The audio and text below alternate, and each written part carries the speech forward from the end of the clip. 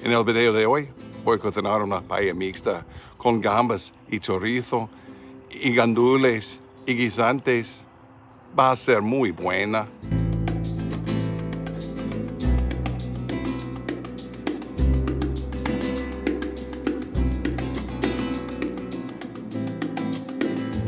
Hey, welcome to Big Lew BBQ. This evening, it's December 31st, 2022 when I'm shooting this. It'll be the early January when you get to watch this of 2023, so Happy New Year.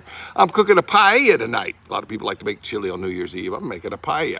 But if you're watching this and it's not New Year's Eve, you'll still get to learn how to make a paella. Now, I'm not gonna make this a real long video. Most of my other paella videos are very long because paella has a lot of steps. So I'm skipping a lot of the prep steps. I've already cut up an onion. I've cut up 2 bell peppers. I've cut up 2 Roma tomatoes.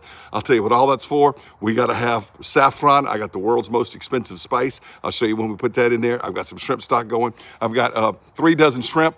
I got those back in August. Actually, what? Whoa. Man, to cough. I should edit that out, but I'm not because I'm lazy.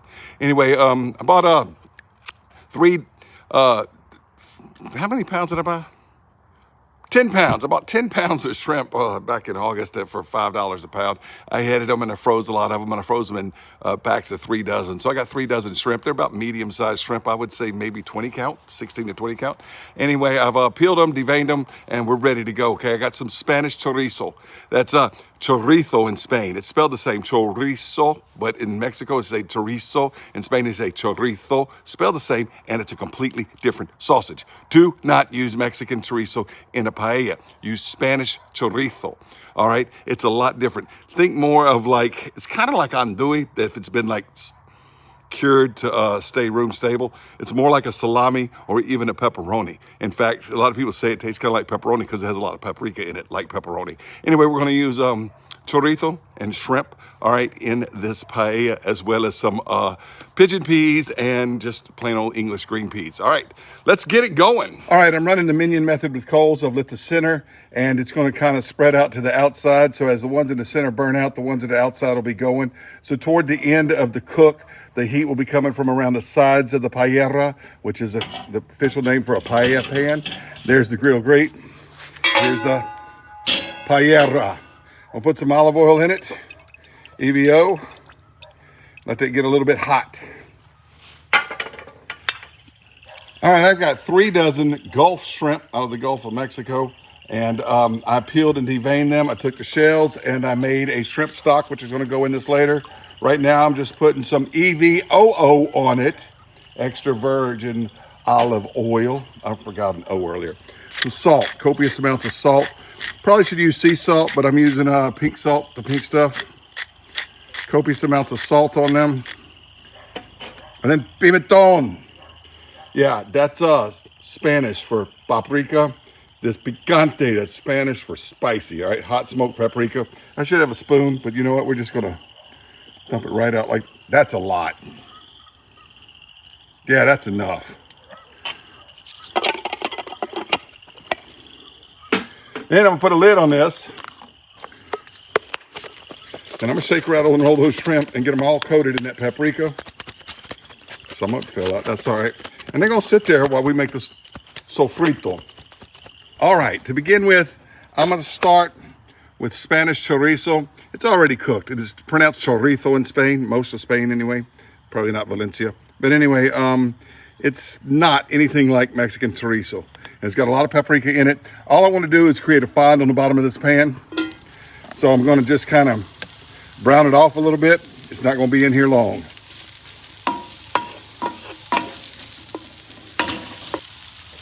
All right, it doesn't have to be too brown. You know, it's already cooked. Kind of like a salami or something, you know? And so, or even pepperoni. Or like it's andouille if it was like cured to be, you know, room stable. So I'm gonna get it out of here and we're gonna start the sofrito. Oh, there's a little piece left in there, so what? All right, what I have here is a white onion, all diced up. What we're making now is the sofrito. Sofrito is Spanish for saute, or with the sauteed stuff. All right, oh, you know the French, saute. All right, yeah, sofrito.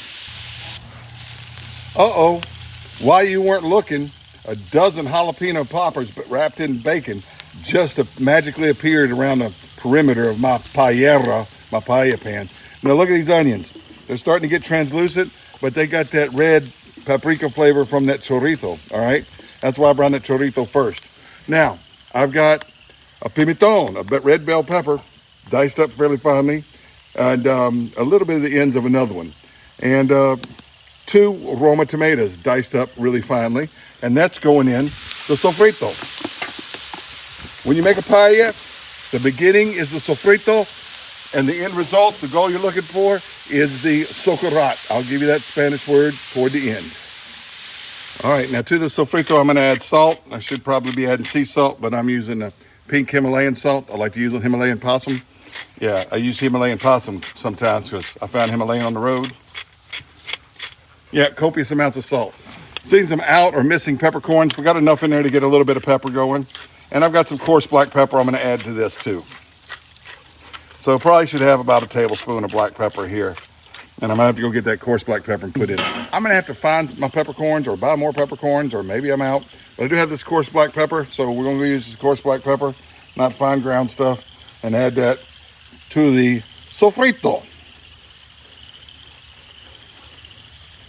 Yeah, that much, exactly that much. Look at that. You see it all? Yeah, that's an exact measurement right there. No more, no less, that's how much you want.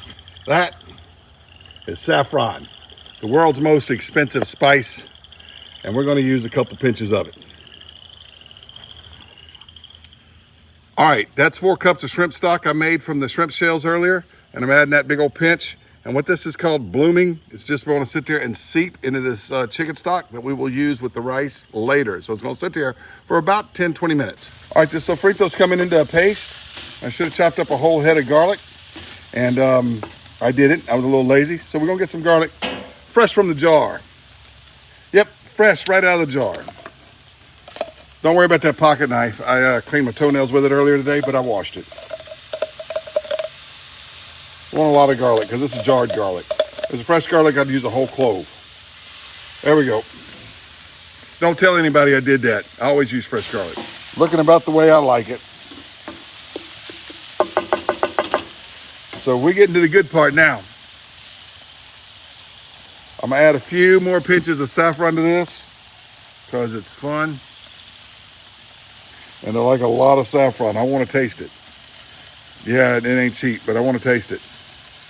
And I got more saffron for Christmas, so I'm gonna use this up. Here's another little key ingredient I'm gonna add because it's shrimp powder. Because I want to.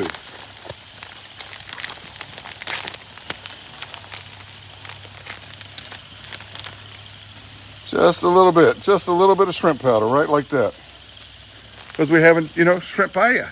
All right, sometimes people put wine in it, but I don't have any now, and you don't have to have wine in it. You can put red wine, white wine, whatever you want. The rice should be bombo rice or Valencia rice. Both short grain rices grown in Spain. It's hard to find unless you go to like World Market or a specialty grocery store. But Kroger had a Borio rice, which is used in Italian risotto, so we're using a Borio. It's a good substitute. Now we put it in there like that, and we start mixing it into the sofrito and getting it kind of coated so all those rice grains get coated with this flavor before we add in the stock. All right, now it's time to add in the stock, shrimp stock. And if I said chicken, that's a habit. It's a shrimp stock made from the shells of that shrimp. Now we're gonna add back in the chorizo, or chorizo if you're in Spain, chorizo, and those shrimp.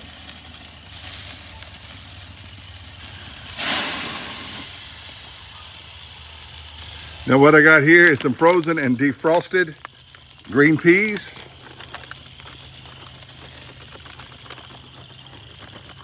That's probably plenty, guisantes.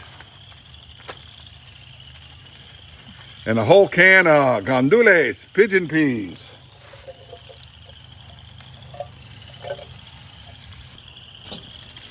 All right, what I've got here is that other pimentón, that other red bell pepper, and I cut it into strips.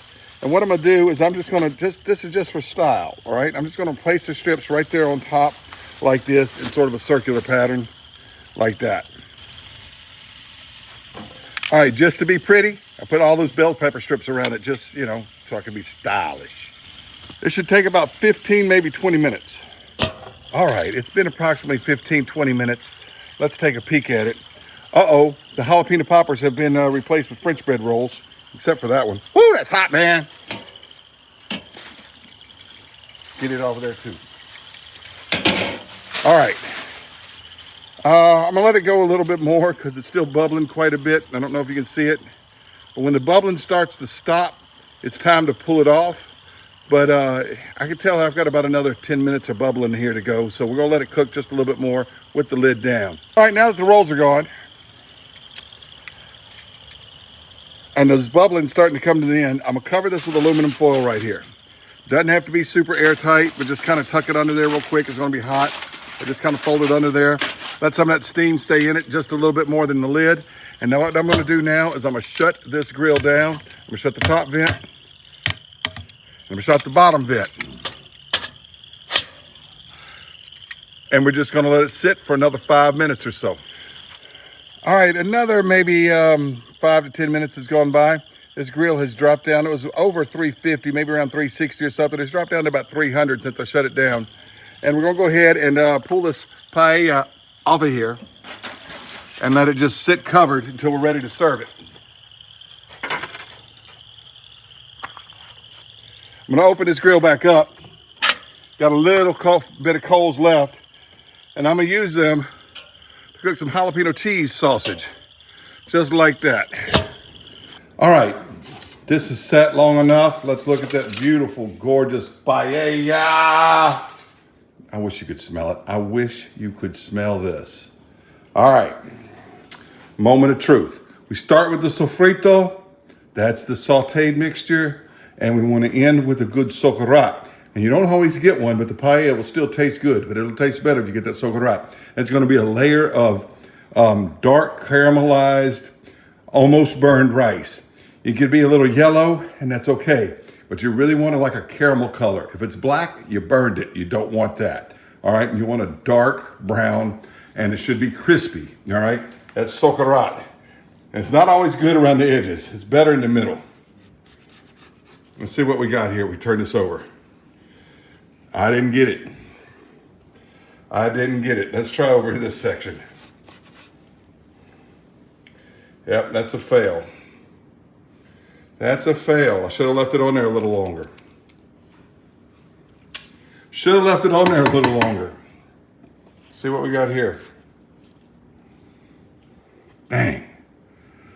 I didn't get it, but if you can get it on the grill, that's really what you're looking for. I've got other videos where I do have socarrat, but don't have it in this one. Well, it was the next morning, and the folks I was feeding, they were hungry, and we ate that paella. And taste-wise, it was one of the best paellas I've made. Not the best, but it was close to some of the best made. But I didn't have that layer of caramelized rice on it. That was the first time I've made paella on that new Blackjack Grill that I have. It's also the first time I've made paella in over 2.5 years since before my wife died. She died, I don't know, 2.25 years ago. And I probably made some this summer before she died in that September of 2020. So probably, yeah, 2.5, 3 years. I started making paella around 2012, maybe 2011, somewhere like that. And the first one I ever made did not have that socarrat, that layer of caramelized rice on it. So this is excuse time, all right? First of all, the paella was delicious. We all loved it. I think I shouldn't have shut the grill down. I think I should have just let it continue to cook. I may have covered it with the aluminum foil a little too soon, okay? But I felt like it was starting to form, but that may have been my pepper poppers burning that I was smelling. Takes a little practice to get it. But you know, a lot of my folks that watch my channel, y'all like barbecue, right? And if you eat ribs that don't have a smoke ring, they can still taste like pretty good ribs, but that smoke ring's a badge of honor.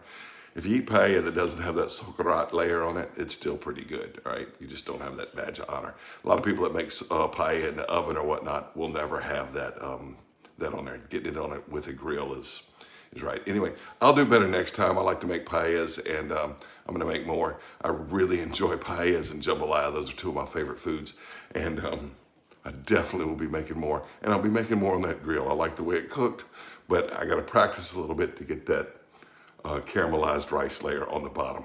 Other than that, that paella was delicious. If you've never made paella, try it. If you don't get that sauerkraut layer the first time, keep practicing. Keep practicing. All right, thanks for watching Big Lew BBQ.